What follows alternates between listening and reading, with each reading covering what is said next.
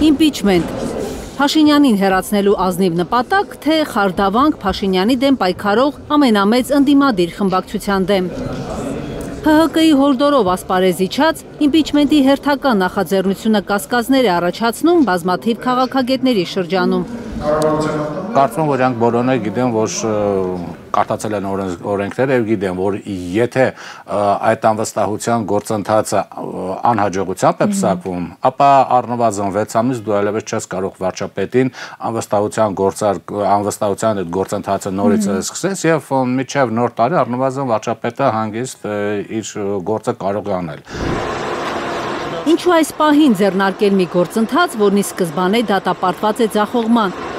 Իմպիչմենտ սկսելու համար 36 падգամավորի ստորագրություն է պետք, մինչդեռ ընդդիմադիր երկու խմբակցությունները միասին 34 ստորագրություն ունեն։ Ի սկզբանե դատապարտված չի այդ գործընթացը, երբ 36 падգամավորներ չկան, առնվազն 54 Ինչպես եք պատկերացնում, պարզ մաթեմատիկական հաշվարկ է։ Գիտեք, ես ինչից եմ զարմանում, էլի,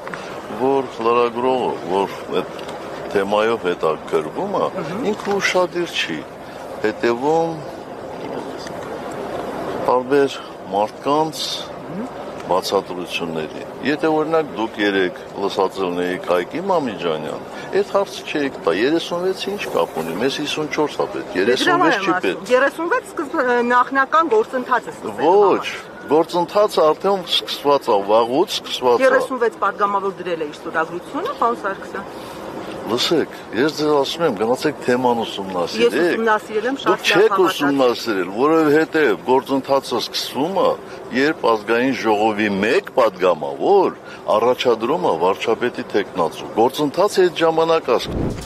36 ստորագրություն պետք է միայն, որ սկսվի իմպիչմենտի ոչ ձևական գործընթաց։ Իսկ որպեսզի խորհրդարանը անվստահություն հայտնի վարչապետին, նախաձեռնությանը պետք է կողմ քվեարկի 54 падգամավոր, այսինքն ընդդիմության 34 падգամավորներին պետք է միանա 20 падգամավոր քաղաքացիական պայմանագրից։ Դա հնարավոր կլինի, Սերժ Սարգսյանի հետ զրույցը սրան չի հասնում, հեռանում է նախկին նախագահը։ Փողոցային պայքարը երբ եք նախատեսում մեկնարկել։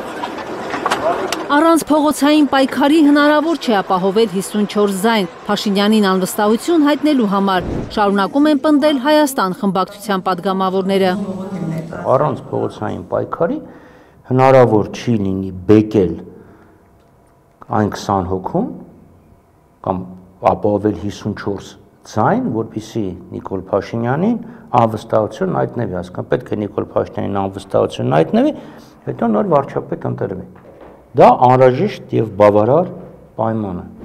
Պատիվ ունեմ խմբակցությունը չի ասում, թե արդյոք կա երաշխիք կամ որևէ նախնական պայմանավորվածություն, որ գոնե երկու ՔՊԱ-ական կմիանա իմպիչմենտի նախաձեռնությանը։ Այս խմբակցությունը միայն հրապարակում է իմպիչմենտի ձևաթուղթը իր 6 падգամավորների ստորագրությամբ ու Հայաստան խմբակցության падգամավորներին առաջարկում իրենց ստորագրություններով միանալ նախաձեռնությանը։ Հայաստանն էլ իր հերթին է հրապարակում խմբակցության 28 падգամավորների ստորագրությունները ու հորդորում մանիպուլյացիաների փոխարեն ուժերը կենտրոնացնել ՔՊ-ի եւ անկախ падգամավորների ստորագրությունները ստանալու վրա։ Մանիպուլյացիա ասելով Հայաստան խմբակցությունում հավանաբար նկատի ունեն ընդդիմադիր գործընկերների դժգոհությունը, թե Հայաստանի падգամավորները չեն ստորագրել հենց այն ձևաթղթի տակ, որով վարչապետի թեկնածու է առաջադրվում ՀՀԿ-ական Դավիթ Համբարձումյանը։ Արթուր Խաչատրյանը հասկացնում է, թող այդ ձևաթղթի վրա լինի 6+2, 8 ստորագրություն, կլինեն նաև իրենց 28 ստորագրությունները։ Իրենք տպագրել են թուղթ, որտեղ կա 6 ստորագրություն, մենք տպագրել ենք թուղթ, որտեղ կա 28 ստորագրություն եւ հայտարարել ենք, որ այդ 28 ստորագրությունը կան պատրաստ են 36 ստորագրություն պետք է ապահովվի։ Հիմա ասում 6 հոգի ստորագրել ենք, բայց ուրիշ բլանկ եղել, լավ այդ բլանկը թող լինի, տեսնենք այդ 8 հոգին կան չկան։ Եմ ասում, դեն տպարություն է փորձում ստեղծել, որ հեսա այն 8 հոգին արդեն ստորագրել են, այն մնացած 18 հոգին էլ կներեք, էլի նաստատ վնիմանիու մարշ պատրաստ սպասում են, հեսա մի հատ մարշպրասո կա լինելու, այդ 28 հոգին ուրիշ թղթի տակ են ստորագրել եւ դրա համար խափանարական գործունեությամբ են զբաղվում։ ԿՊԱ-ական Լիլիթ Մինասյանը բացառում է, որ իր որևէ կուսակից միանա Փաշինյանին հեռացնելու գործընթացին։ Ընդդիմությանը նա առաջարկում է պատրաստվել 2026-ի հերթական ընտրություններին։ Չեք անում, զբաղվեք ընտրությունների նախընտրական գործընթացներով եւ բերեք օրակարգեր, ձեր համենայն դեպս քաղաքական օրակարգ ստեղծեք։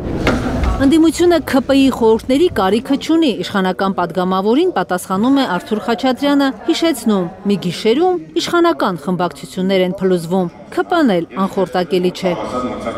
Ընդդիմությունը ինչ պետք է անի, ընդդիմությունը ինքը կորոշի։ Բարի խորհուրդները թող պահեն իրենց։